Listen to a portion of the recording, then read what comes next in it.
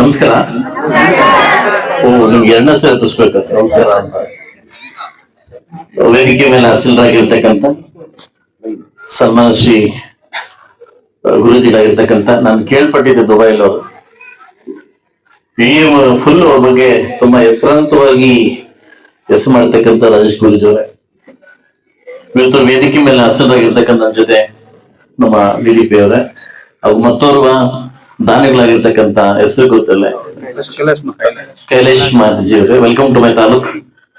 So ಅವರೇ ಹಾಗೂ ವೇದಿಕೆ ಮೇಲೆ ಹಸಿರಾಗಿರ್ತಕ್ಕಂಥ ಡಿಸಿ ನಿರ್ದೇಶಕರಾಗಿರ್ತಕ್ಕಂಥ ಸರ್ ಅವರೇ ಹಾಗೂ ನಮ್ಮ ತಾಲೂಕಿನ ಬಿ ಆಗಿರ್ತಕ್ಕಂಥ ಆಕ್ಟಿವ್ ಬಿ ಆಗಿರ್ತಕ್ಕಂಥ ನಮ್ಮ KRG ಅವರು, ವೇದಿಕೆ ಮೇಲೆ ನನ್ನ ಜೊತೆ ಹಸಿರಾಗಿರ್ತಕ್ಕಂಥ ಎಲ್ಲ ಮಹನೀಯರು, ವಿಶೇಷವಾಗಿ ಈ ಸ್ಕೂಲಿನ ಪ್ರಾಧ್ಯಾಪಕರವರೆಗೂ ನನ್ನ ವಿಶೇಷ ಥ್ಯಾಂಕ್ಸ್. ಮೋಹನ್ ಬಾಬು ಅವ್ರಿಗೂ ನಿಮ್ಮಿಂದಲೇ ಈ ಸ್ಕೂಲ್ಗೆ ಬಂದಿದ್ದಾನೆ ಇವತ್ತು. ನಾನು ತಾತ್ಕಾಲಿಕವಾಗಿ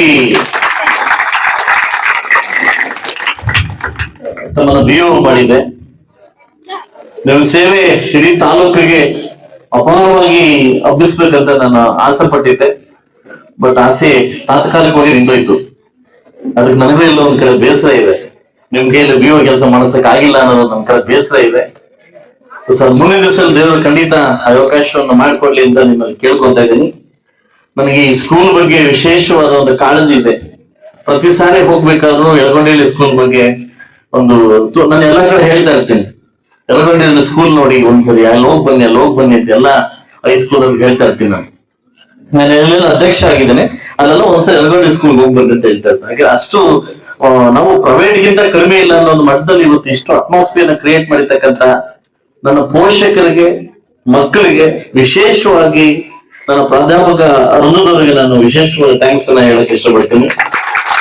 ಗುರುಜಿಗಳು ಅವಾಗಲೇ ಒಂದು ಮಾತು ಹೇಳ್ತಾ ಇದ್ರು, ಇವರು ಗುರುಜಿ ಕಡೆಯವರು ಆಚಾರ್ಯ ಮಾತಾಡ್ತಿದ್ರು, MP ಗಳು ಮಾಡ್ತಾರೆ ಅಂತ.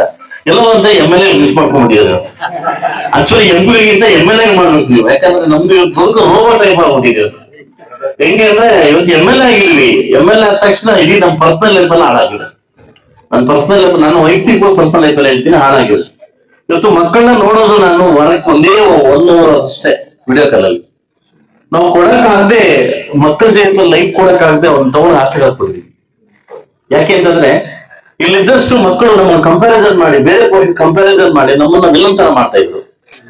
ಬೇರೆ ಮಕ್ಕಳು ಅವ್ರ ತಂದೆ ತಾಯಿನ ಔಟಿಂಗ್ ಕರ್ಕೊಂಡು ಹೋಗ್ತಾರೆ, ಐಸ್ ಕ್ರೀಮ್ ಕರ್ಕೊಂಡು ಹೋಗ್ತಾರೆ, ಎಲ್ಲ ಕರ್ಕೊಂಡು ಹೋಗ್ತಾರೆ, ನಮ್ ಕೈಲಿ ಆಗ್ತಾ ಇಲ್ಲ. ಆ ಸಂದರ್ಭ ಬಂದಾಗ ಎಲ್ಲೋ ಒಂದ್ ಕಡೆ ನನ್ನ ಮಗ ನಾನು ದೂಷಣೆ ಮಾಡಕ್ ಟ್ರೈ ಮಾಡ್ದ. ಏನಂತಂದ್ರೆ ಪಾಪ ಅವ್ರಪ್ಪ ಹಂಗಿದ್ರೆ ನಮ್ಮಪ್ಪ ಯಾಕೆ ಹಿಂಗಿದ್ದಾರೆ ಅನ್ನೋದು. ನಾನು ಎಷ್ಟೇ ಏನೇ ಕೊಟ್ರು ಕೂಡ ಎಲ್ಲೋ ಒಂದ್ ಕಡೆ ವಿಲನ್ ಆಗ್ಲಿಕ್ಕೆ ನಾನು ನೋಡಿದೆ. ಎಲ್ಲೋ ಒಂದ್ ಕಡೆ ನಾನು ವಿಲನ್ ಆಗಿ ಮಾಡ್ತಿದ್ದೇನೆ ಅಂತ ಅವ್ನು ತಗೊಂಡು ಗುರುಶಫರ್ ಇಂಟರ್ನ್ಯಾಷನಲ್ ಸ್ಕೂಲಲ್ಲಿ ಊಟಿಗೆ ಹಾಕ್ಬಿಟ್ಟೆ. ಸೊ ನೆಕ್ಸ್ಟ್ ಇಯರ್ ಬಂದ್ಬಿಟ್ಟು ಕಿಂಗ್ಸ್ ಸ್ಕೂಲ್ ಇನ್ ದುಬೈ, ಅಲ್ಲಿ ಇಬ್ಬರು ಮಕ್ಕಳನ್ನ ಅಲ್ಲಾಗ್ತಾ ಇದೀನಿ. ಯಾಕೆ ಅಟ್ಲೀಸ್ಟ್ ವಾರಕ್ಕಾದ್ರೂ ಹೋಗ್ಬೋದು ಅಂತ. ಸೊ ಅಲ್ಲಾಗ್ತಾ, ಯಾಕಂದ್ರೆ ನಮ್ಮ ಬದುಕು ಹೆಂಗಾಗಿದೆ ಅಂದ್ರೆ ರೋಗ ಬದುಕಾಗ್ಬಿಟ್ಟಿದೆ. ಎಲ್ರಿಗೂ ಜನಕಣ್ಣಿಗೆ ಏನ್ ಕಾಣಿಸ್ತೀವಿ MLA ಇಲ್ಲ ಅಂತ, ಇವ್ರ ಬದುಕು ದೊಡ್ಡದಾಗಿದೆ ಅಂತ. ಇಂತ ಬದುಕು ಹೇಳ್ಬಾರ್ದು, ನಮ್ಮ ಬದುಕುಗಳ ಬಗ್ಗೆ ಹೇಳ್ಬಾರ್ದು. ಬೆಳಗ್ಗೆ 5 ಗಂಟೆಗೆ ಎದ್ದಾಗಿದೆ, ಇವತ್ತು 14 ಕಾರ್ಯಕ್ರಮ ಅಟೆಂಡ್ ಮಾಡಿ ವಾಪಸ್ 12 ಗಂಟೆಗೆ ಮೈಸೂರಿಗೆ ಹೋಗ್ಬೇಕು. ಮತ್ತೆ ಅಲ್ಲೇ ನಾಳೆ ಪೂಜೆ ಕಾರ್ಯಕ್ರಮ ಮುಗಿಸ್ಕೊಂಡು ನಾಳೆ ಸಾಯಂಕಾಲ ಮತ್ತೆ ಮೊದಲು ವಾಪಸ್ ಬರ್ಬೇಕು. ಇವತ್ತು ನಮ್ದು ಏನಾಗಿದೆ ಅಂದ್ರೆ ರೋಬೋ ಟೈಪ್. ಅದಕ್ಕೆ ಆಕ್ಚುಲಿ ಈ ಯೋಗ ಈ ತರ ನಾನು ಮೊದಲು ಸಿದ್ಧಿ ಸಮಾಜ ಯೋಗದಲ್ಲಿ ನಾನು ಅಳವಡಿಸ್ಕೊಂಡಿದ್ದೆ. ನಾನು ಟ್ರೈನರ್ ಆಗಿದೆ, ಡಿಗ್ರಿ ಆಗಿದ್ದಾಗ. ಆ ಲೈಫ್ ಎಷ್ಟೋ ಚೆನ್ನಾಗಿತ್ತು, ಆ ಬದುಕು ಎಷ್ಟೋ ಚೆನ್ನಾಗಿತ್ತು. ಈಗ ಏನಾಗಿದೆ ಅಂದ್ರೆ ಕಮರ್ಷಿಯಲ್ ಬದುಕು. ನೀವ್ ಹೇಳಿದ್ರಿ ಎಲ್ಲ ಫಾಸ್ಟ್ ಅಂತ, ಜೀವನ ಕೂಡ ಫಾಸ್ಟ್ ಆಗಿದೆ. ಇವತ್ತು ನನ್ನಂತ ಸಾಕಷ್ಟು ಜನ ಯುವಕರು 45 ವರ್ಷಕ್ಕೆ ಜೀವನ ಮುಗಿಸ್ತಾವ್ರೆ. ಯಾಕೆ ಹೋಗ್ತಾ ಇದ್ದಾರೆ ಮೇಲೆಗೆ. ಬಟ್ ಯಾಕೆ ಅಂತ ಅಧ್ಯಯನ ಮಾಡಿ ನೋಡಿದಾಗ ಒಬ್ಬ ಗುರುಜಿ ಹೇಳಿದ್ರು, ಅವರ ಲೈಫ್ ಸ್ಟೈಲ್ ಯಾವ ವ್ಯಾಕ್ಸಿನ್ ಅಲ್ಲ, ಲೈಫ್ ಸ್ಟೈಲ್ ಇವ್ರು ತಗೊಳ್ತಕ್ಕಂತ ಒಂದು ಜೀವನ ಬೇಗ ಮುಗಿಸ್ತಾವ್ರೆ. ಇವತ್ತು ನೀವು ಕೇಳ್ಪಟ್ಟಿರ್ಬೋದು, ಎಲ್ಲ ಒಂದು ಆಟ ಆಡಕ್ಕೆ ಏನು ಇವತ್ತು ಹೃದಯಾಘಾತ ಆಗ್ತಿದೆ, ಕೇವಲ 35-40 ವರ್ಷ 45 ವರ್ಷ ಒಳಗಡೆ ಆಗ್ತಾ ಇದೆ. ಲಾಸ್ಟ್ ಮಂತ್ ಇಬ್ಬರು ಸ್ನೇಹಿತನ ಕಳ್ಕೊಂಡ್ಬಿಟ್ಟಾನೆ ಇಲ್ಲೇ ಮುಳಬಾಗ್ಲಲ್ಲಿ. ನಮ್ಮ PDO ನಮ್ಮ ಸ್ನೇಹಿತರನ್ನ, ನನ್ನ ತಮ್ಮಂದನ್ನ. ಯಾಕೆ ಅಂತ ಲೈಫ್ ಸ್ಟೈಲ್. ಇವತ್ತು ಏನಾಗಿದೆ ಲೈಫ್ ಸ್ಟೈಲ್, ಇವತ್ತು ಜೀವನ ಬೇಗ ಮುಗಿಸ್ಕೊಂಡು ಹೋಗ್ತದೆ. ಬರೀ ಮೊಬೈಲೇ ಅಲ್ಲ ಸರ್, ಮೊಬೈಲ್ ಅಲ್ಲ, ಮೂವಿನೇ ಅಲ್ಲ, ಜೀವನ ಕೂಡ ಬೇಗ ಮುಗಿಸ್ಕೊಂಡು ಹೋಗೋಣ ಅಂತ ಮುಗಿಸ್ಕೊಂಡು ಹೋಗ್ತಾ ಇದ್ದಾರೆ. ಸೊ ಇವತ್ತು ನಮ್ಮ ಋಷಿ ಸಾಧಕ ಸೇವಾ ಟ್ರಸ್ಟ್ ಮತ್ತು ನಮ್ಮ ಏನು ವಿಶ್ವ ಯೋಗ ವಿದ್ಯಾ ಟ್ರಸ್ಟ್ ಮುಖಾಂತರವಾಗಿ ನನ್ನ ತಾಲೂಕಿನ ನನ್ನ ಮಕ್ಕಳಿಗೆ ಏನು ಬಯಸ್ಕೊಳ್ಕೊಡ್ತಾ ಇದ್ದೀರಿ. ನಿಮ್ಮ ಒಂದು ಉದಾಹರಣತ್ವಕ್ಕೆ ನಾನು ನಿಮ್ಗೆ ಥ್ಯಾಂಕ್ಸ್ ಹೇಳ್ತೀನಿ. ಈ ತರ ಸೇವೆ ತುಂಬಾ ದೊಡ್ಡ ಮಟ್ಟಿಗೆ ನಿಮ್ಗೆ ಹೋಗಿ, ಯಾಕೆಂತಂದ್ರೆ ಕೊಡುವ ದಾನಿಗಳು ಮುಂದೆ ಬಂದಾಗ ಮಾತ್ರ ಸಮಾಜ ಕಟ್ಟಲಿಕ್ಕೆ ಸಾಧ್ಯ ಆಗ್ತದೆ. ಇವತ್ತು ಕೆಲವೊಮ್ಮೆ ಶಾಸಕರಾಗಿ ಕೂಡ ಗೌರ್ಮೆಂಟ್ ಆಗಿ ಕೂಡ ಎಲ್ಲೋ ಒಂದ್ ಕಡೆ ಕೈಲಾಗದಿರ್ತಕ್ಕಂಥ ಮಟ್ಟಕ್ಕೆ ನಾವು ಹೋಗ್ತಾ ಇದೀವಿ, ರೀಚ್ ಮಾಡಕ್ ಆಗ್ತಾ ಇಲ್ಲ. ಪ್ರತಿ ಹಳ್ಳಿಗೆ ಹೋದಾಗ ಅವ್ರು ಕೇಳ್ತಕ್ಕಂಥ ಕೆಲಸಗಳಿಗೆ ರೀಚ್ ಮಾಡಕ್ ಆಗ್ತಾರೆ. ಎಲ್ಲೋ ಒಂದ್ ಕಡೆ ನೋವೇನಂತಂದ್ರೆ, ಏನಕ್ಕಪ್ಪ ಈ ಶಾಸಕರಾಗಿದ್ದೀವಿ, ಉದ್ಯಮಗಳಾಗಿದೆ ಚೆನ್ನಾಗಿದ್ವಲ್ಲ, ನಾವು ರೀಚ್ ಮಾಡಕ್ ಆಗ್ತಾ ಇಲ್ಲ.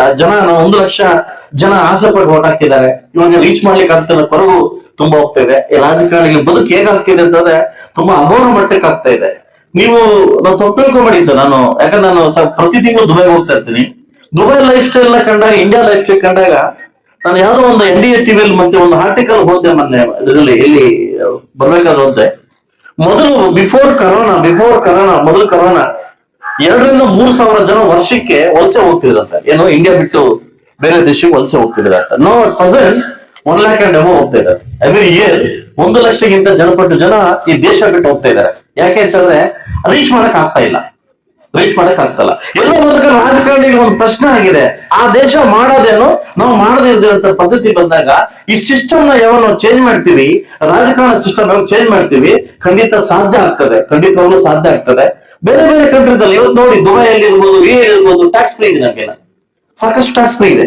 ಇವತ್ತು ಇಷ್ಟು 30% ಟ್ಯಾಕ್ಸ್ ಕಟ್ಟಿದ್ರು ನಮ್ ಕೈ ನೋಡಾಗ್ಲಿಕ್ಕೆ ಆಗ್ತಾ ಇಲ್ಲ, ನಮ್ ಕೈ ಇದ್ ಮಾಡ್ಲಿಕ್ಕೆ ಆಗ್ತಾ ಇಲ್ಲ, ಜನಕ್ಕೆ ನೀರ್ ಕೊಡಕ್ ಆಗ್ತಾ ಇಲ್ಲ.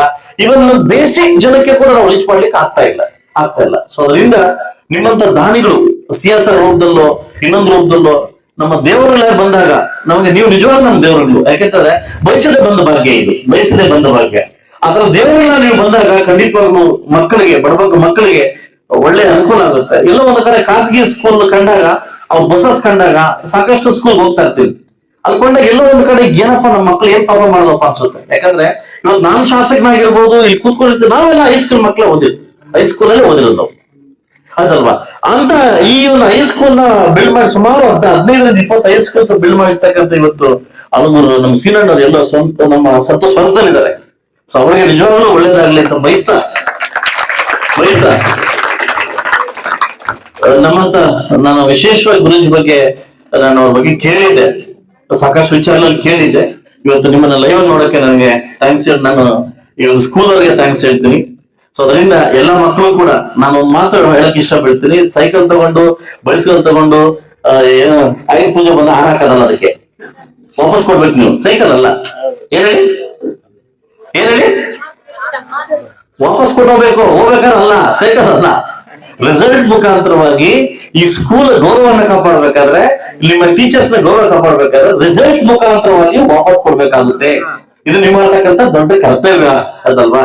ಅವ್ ವಾಪಸ್ ಕೊಟ್ಟಾಗ ನಾಳೆ ಇದನ್ನ ನೋಡಿ ಇನ್ನೊಬ್ರು ಕಲಿತಾರೆ, ಇದು ನಾವು ಮಾಡ್ಬೋದು, ನಾನೇ ಮಾಡ್ಬೋದು, ನಾನೇ ಮಾಡ್ಬೇಕು, ಕೂತ್ಕೊಂಡು ನಾನೇ ಯೋಚನೆ ಮಾಡ್ತಾ ಇದ್ದೆ, ಆಯ್ತಲ್ಲ, ನಾನೇ ಕೊಡ್ಬೋದನ್ನ ಗೊತ್ತಿಲ್ಲ. ಲಾಸ್ಟ್ ದುಬೈಯಲ್ಲಿ ನಾನು ಒಂದು ಕ್ರಿಕೆಟ್ ಮ್ಯಾಚ್ ಆಡಿದೆ. ಸೊ ಅಪ್ಪು ನಮ್ಮ ಪುನೀತ್ ರಾಜ್ಕುಮಾರ್ ಅವರು ಫ್ಯಾಮಿಲಿ ಆಡಿಸ್ತಾರೆ ಸರ್, ನಾನು ಶಾರ್ಜಾದ ಕ್ರಿಕೆಟ್ ಪ್ಲೇಯರ್ ಸರ್. ನಾನು ಆಡಿದೆ, ನಾನು 50 ಲಕ್ಷ ರೂಪಾಯಿ ಪ್ರೈಸ್ ಗೆದ್ದೆ ಎಲ್ಲಿ ಲಾಸ್ಟ್ ದುಬೈಯಲ್ಲಿ. ನಾನು ಹೇಳಿದೆ, ಈ 50 ಲಕ್ಷ ರೂಪಾಯಿಯನ್ನ ನನ್ನ ಮಕ್ಕಳಿಗೋಸ್ಕರ, ಮುಳುಬಾಗಿನ ಮಕ್ಕಳಿಗೋಸ್ಕರ, ಹೈಸ್ಕೂಲ್ ಅಲ್ಲಿ ಫಸ್ಟ್ ಬಂದವರಿಗೆ, PUC ಅಲ್ಲಿ ಫಸ್ಟ್ ಬಂದಿರ್ತಕ್ಕಂಥ ಮಕ್ಕಳಿಗೆ ಲ್ಯಾಪ್ಟಾಪ್ ಕೊಟ್ಬಿಡ್ತೀನಿ ನಾನು ಅಂತ ಹೋಗ್ಬಿಡೆ. ಅದು ಈ ಇಂಡಿಪೆಂಡೆನ್ಸ್ ಡೇಗೆ ಮಕ್ಕಳಿಗೆ ಉನ್ನತ ಕಣ್ಣಿಗೆ ಹೋಗ್ಲಿಕ್ಕೆ, ಸಾಕಷ್ಟು ಮಕ್ಕಳಿಗೆ ಹೋಗ್ಲಿಕ್ಕೆ, ಸಾಕಷ್ಟು ಒಂದು 5 ರಿಂದ 6 ಜನ ಮಕ್ಕಳಿಗೆ ಮೆಡಿಕಲ್ ಫೀಸ್ ಕಟ್ಟಕ್ಕಾಗಿಲ್ಲ. ಅದೇ ದುಡ್ಡನ್ನ ಬಳಸಿ ಕೊಟ್ಟೆ, ನಾನು ಮನೆ ಕೊಟ್ಟೆ. ಇದು ನನ್ನಲ್ಲ, ಇದು ನಿಮ್ದುಗೋಸ್ಕರ ಬಂದಿದೆ ಅಂತ. ಇವತ್ತು ಹೋದಂತ ಸಾಕಷ್ಟು ಜನ BE ಮಕ್ಕಳು ಓದಿದರೆ, ಮಕ್ಕಳಿಗೆ ಲ್ಯಾಪ್ಟಾಪ್ ಕೊಡ್ತಕ್ಕಂಥ ಶಕ್ತಿ ಕೂಡ ತಂದೆ ತಾಯಿಗೆ, ಅಂತವನ್ನೆಲ್ಲ ಹೋಗಿ ಇಂಡಿಪೆಂಡೆನ್ಸ್ ಡೇಗೆ ಲ್ಯಾಪ್ಟಾಪ್ ಕೊಡೋ ಮುಖಾಂತರವಾಗಿ ಅದಕ್ಕೊಂದು ಅರ್ಥ ಬರಲಿನ ಕಾರಣಕ್ಕೋಸ್ಕರವಾಗಿ ಆ ಕಾರ್ಯಕ್ರಮ ಮಾಡ್ಕೊಂಡ್ ಬರ್ತಾ ಇದ್ವಿ.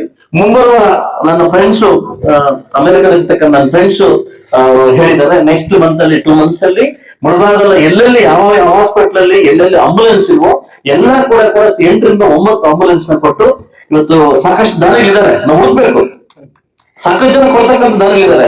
ಅವ್ರಿಗೆಲ್ಲ ಕೇಳಿದೀನಿ, ನಿಮ್ಮ ಫ್ಯಾಮಿಲಿ ಮುಖಾಂತರ ಒಂದೊಂದು ಆಂಬುಲೆನ್ಸ್ ನ ಗಿಫ್ಟ್ ಕೊಡಿ. ನಾನು ಮುಳಬಾಗಲ ತಾಲೂಕಲ್ಲಿ ಯಾವ ಹಾಸ್ಪಿಟಲ್ ಕೂಡ ಆಂಬುಲೆನ್ಸ್ ಕೊರತೆ ಬರಬಾರ್ದು, ಅದಕ್ಕೆ ಒಪ್ಕೊಂಡಿದ್ದಾರೆ.